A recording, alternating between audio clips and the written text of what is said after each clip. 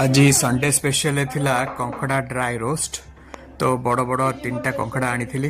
गोड़ अलग बॉडी अलग भलसे सफा करिया दरकार। न सफा कले बाली बाली लगे तरकारी। तो आग गोड़ को भजा हम तापर बॉडी को भजा हम। तो गोड़ आग मु भाजवा को पकई देती। गोड़ बाहर कर सारिकिना आमर जहाँ जी देखा बॉडी थिला भलसे सफा होना ताको भाजिया पकईदेली। हलदी आउ लुण गोलैकिना से प्रॉपर्ली भजा हो सारा पर ताकू गोटे जगह को अलग बाहर कर देके रखीदबा। से कढ़ई रे आउ थे तेल नहीं जावा नुआ तेल जो थे कि आम पकेबा पियाज। पियाज अपन गोटे पकई पारती 2टा पकई पारती। जदि ड्राई करेंगे पूरा ग्रेवी ग्रेवी वाला करेंगे टी बेसी पियाज ने।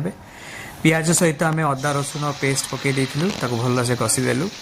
ता सहित पड़ला आमर टमाटो। टमाटो को गोटे कि 2टा जमती आप खाती सेमती से हिसाब से पकेबे।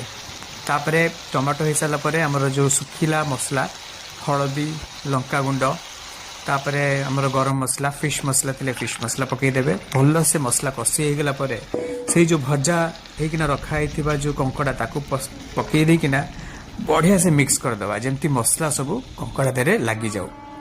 बास थरे बढ़िया से कषि होगला तेल छाड़ले आमर कंकड़ा ड्राई मसाला रेडी। ऊपर धनिया पत्र गार्निश करदेवे। बोबाल लगे।